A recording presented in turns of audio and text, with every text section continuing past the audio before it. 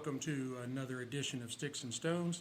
I'm your host, Brent Elrod, coming to you from the cozy confines on the patio here at the No Shoes Bar and Grill, deep in the heart of the Republic of Texas.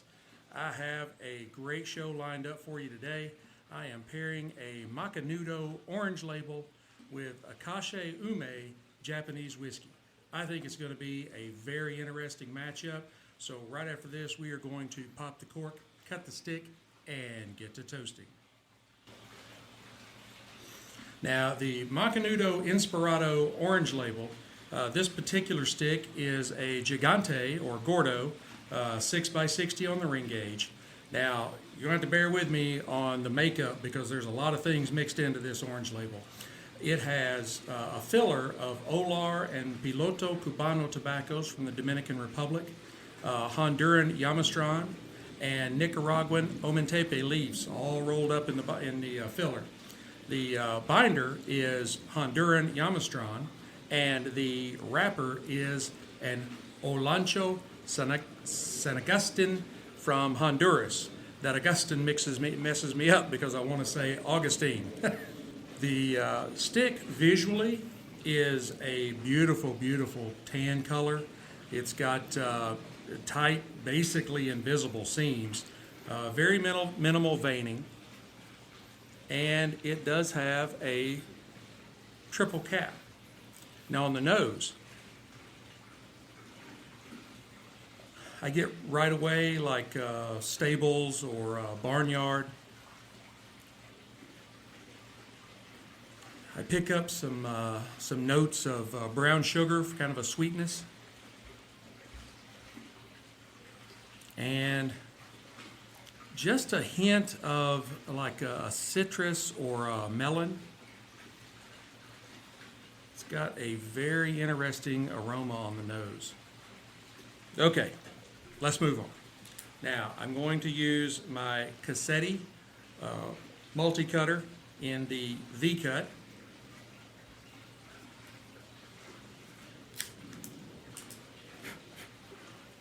All right, wonderful cut. Now on the cold draw, it's got a very easy draw, not too easy, not too tight.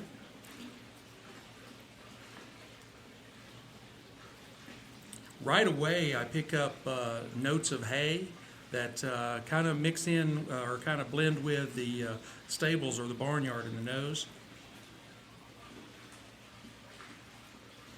I also get some hints of cinnamon and some cedar, kind of a sweet cedar. Got a good cold draw too. I actually had one of these at a wedding a week or two ago. That's what got me onto it. And by the way, I want to congratulate Mr. and Mrs. Squares on a wonderful ceremony, and I wish them many years of happiness. Now, the Akashi Ume is a Japanese whiskey, which is a little different than the various American whiskeys or whiskeys from the islands, Scotland and Ireland. But they are very good whiskeys. I've had a couple, including this one, and they are very good. Now, being the closest whiskey distillery to Kobe Bay and the ocean, Igashima Shuzo, which means white oak, the ocean air is reflected in the whiskey's savory, sort of saline kind of richness. The town of Akashi translates as Sunrise City, and it dates back over 500 years, so the town has been there for a very long time. And you can compare that with a lot of the island whiskeys in Scotland and Ireland, and some of them have been around for 600-700 years. The mash on this one is a blend of wheat, barley, and rye, though we don't have the exact percentages.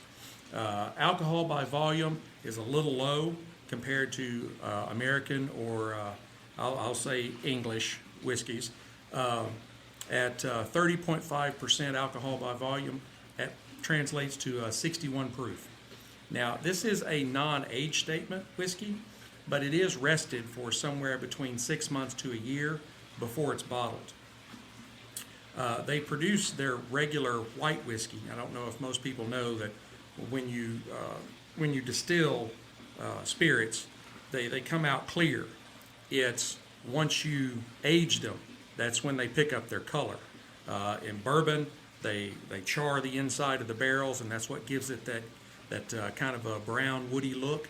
And with this, they put in they drop in sour plums and rock sugar before they put it into the rest period for the 6 months to a year. So this has a very, very light golden color, maybe just a tinge of red. Go ahead and glass some up here.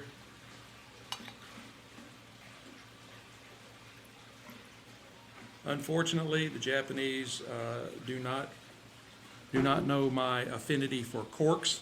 This is a screw-on cap. I always love to hear the cork pop.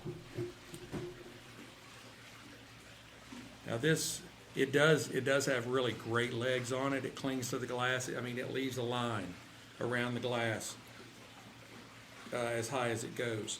And it is, like I said, a very, very light golden color, almost like what you'd think of as a white tea, if any of you's ever had any hot white tea.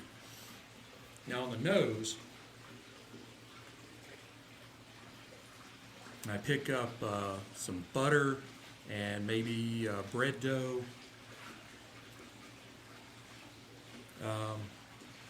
like chocolate covered peanuts,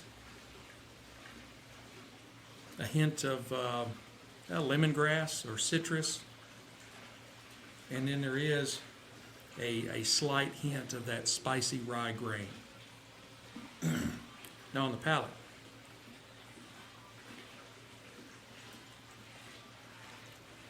man, that goes down very, very easy, and that is attributable to the low proof, but it is delicious, absolutely delicious.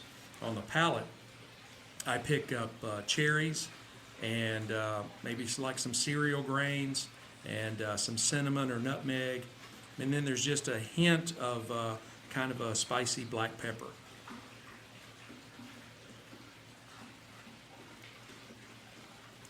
That is that is a wonderful whiskey. I mean, I really enjoy this.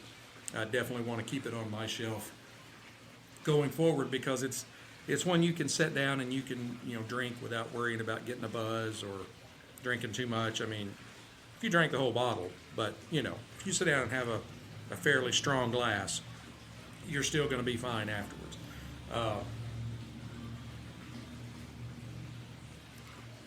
On the finish, it's kind of a medium length finish, and I pick up like dry apricots and maybe a touch of oatiness. Like I said, this is to be as light as it is at 61 proof. You're going to find it's very, very complex, almost like a brandy or something along those lines, cognac. All right, let's go ahead and get our stick fired up. I am using my Rocky Patel Envoy. I started about 2 or 3 inches from the flame, and then move it in a little closer just as it starts taking the heat.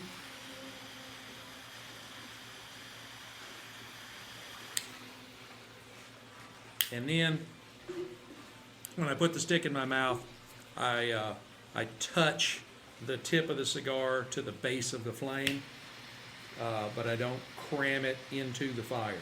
I just kiss it. You don't want to overcook it.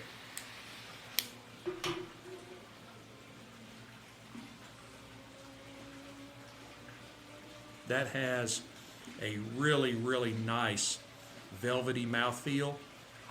It puts off copious amounts of smoke, and it's very well constructed.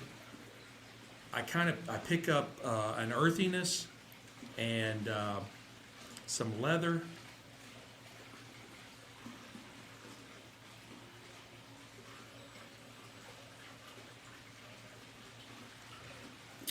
Some spice and some floral and fruity notes in it. Not anything specific, just a little of that kind of aroma on the palate.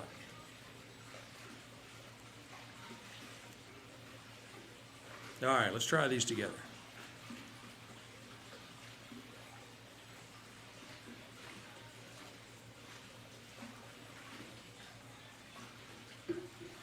Oh, those do go very, very well together. The kind of floral and fruity notes that I pick up in the stick kind of marry together with the cherries and the cinnamon and the nutmeg that's in the Akashi Ume. I think these are going to be they're going to go pair together wonderfully. I'm going to go ahead. I will say before I get off here, now that I'm looking at it, the Inspirado orange label, it does have a very, very noticeable dip in the burn line, kind of at the 10 o'clock position if you've got the stick in your mouth.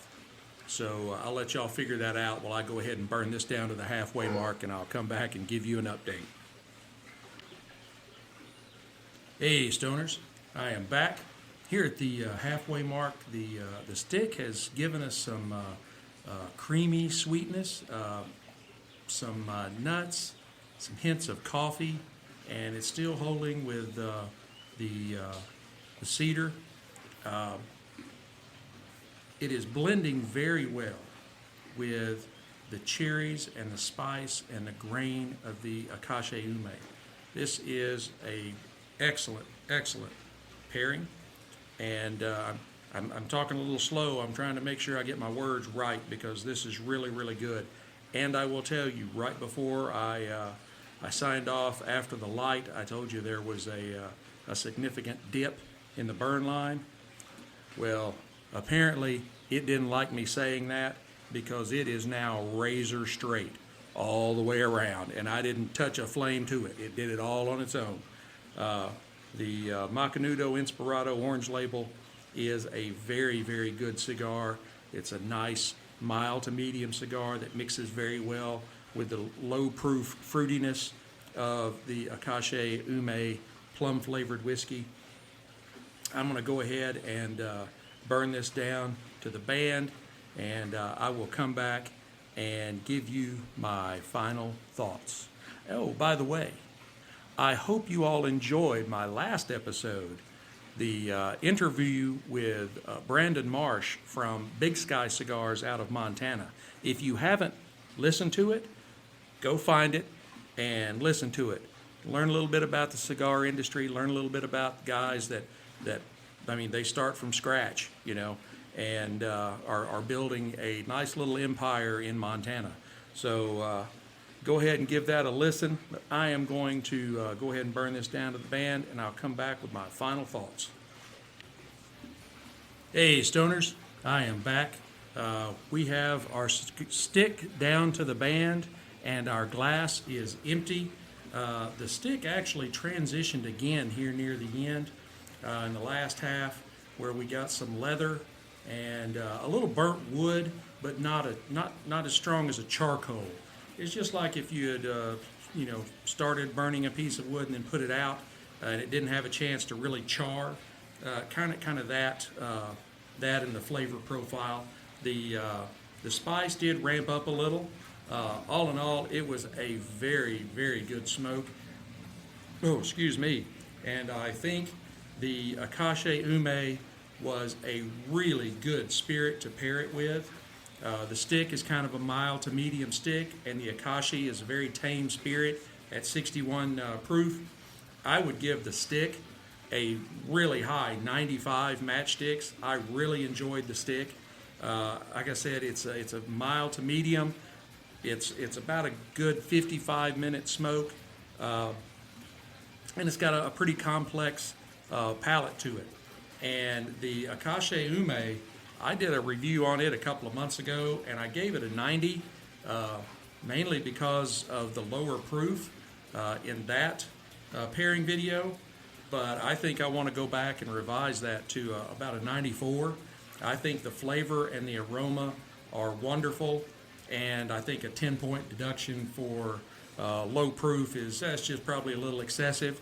So I'm gonna correct myself and bump that up to about a 94. Now, I hope you have enjoyed this episode. I have enjoyed bringing it to you. Be sure to hit like, subscribe, share, notify so that you know when I drop new content. Give us a thumbs up wherever you're listening to us from. You can pretty much find me anywhere. I am on Pandora, Amazon Music Podcasts, Apple Podcasts, Google Podcasts, Spotify, and my hosting is done on Podbean, so you can get me there as well. Be sure to leave me comments. Tell me how you like the show, what you think I'm doing right, what you think I'm doing wrong, or send me direct messages. Do you want me to see me pair a particular stick and spirit together, or you have one and want to see what I can pair it with and the other? I am happy to field all of those.